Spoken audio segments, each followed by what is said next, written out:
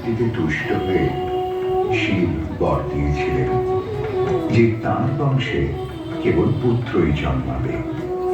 তৎসত্ত্বেও যখন রাজকুলে চিত্রাঙ্গদার জন্ম হল, তখন রাজা তাকে পুত্ররূপেই পালন করলেন। রাজকন্যা অভ্যাস করলেন ধনুর্বিদ্যা, শিক্ষা করলেন যুদ্ধবিদ্যা, রাজদণ্ডনীতি। অর্জুন দ্বাদশ বর্ষব্যাপী ব্রহ্মচর্য ব্রত গ্রহণ করে ভ্রমণ করতে করতে এসেছেন মণিপুরে। তখন এই নাটকের আখ্যান আরম্ভ।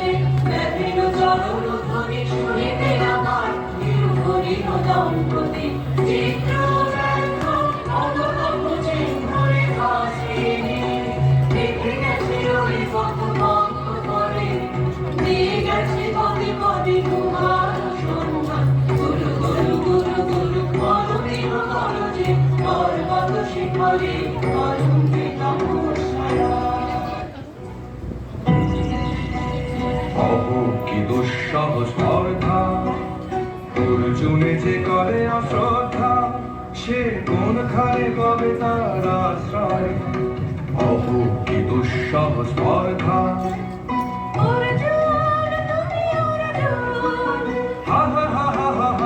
বালকের দল মার কোলে যাও, চলে নাই ভয়। অহ কি অদ্ভুত কৌতুক।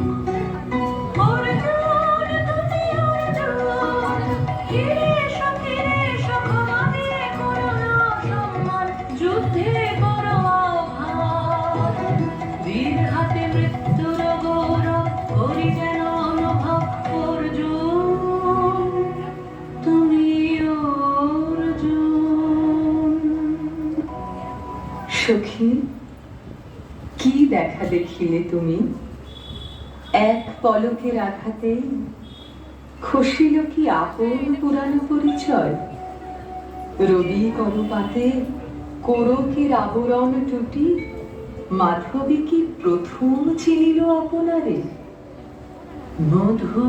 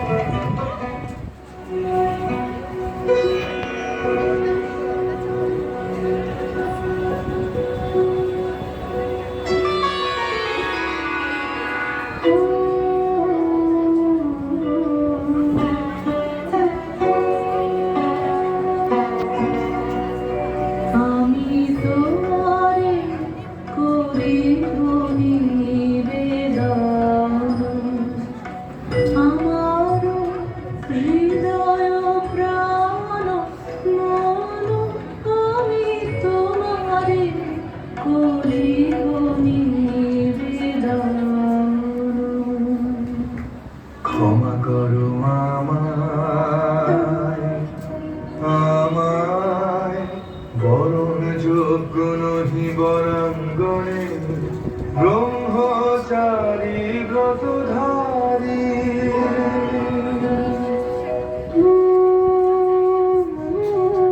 ব্রহ্মচর্য পুরুষের স্পর্ধায় যে নারীর পরাভবে লজ্জা পাবে বিশ্বের রমণী। পঞ্চস্বর তোমারই এ পরাজয়। জাগো হে অতনু, সখীরে বিজয় দূতি কর তব। নিরস্ত্র নারীর অস্ত্র দাও তারে, দাও তারে অবলার বল।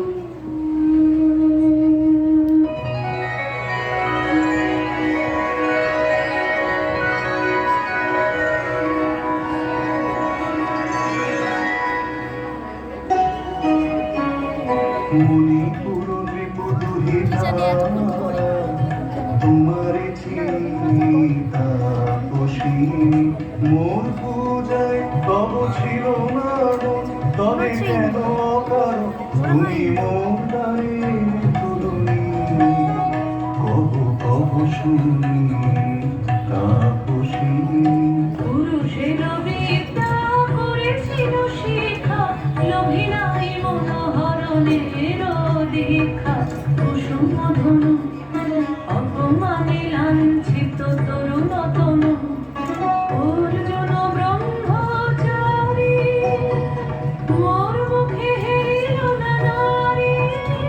ফিরাইল গেল ফিরে দয়া করু অভাগীরে, শুধু একবার শির জন্যে পুষ্পলা মূর্তে মোর দেহ পাপ তব স্বর্ণের মূল্য, মোর দেহ তুল্য কুসুম ধনু অপমানে লাঞ্ছিত তরুণ তনু। তাই আমি দিনুবার, তাই আমি দিনুবার। হঠাৎ নীরবে তব পঞ্চম স্বর, মম পঞ্চম স্বর। তাই আমি দিনুবার।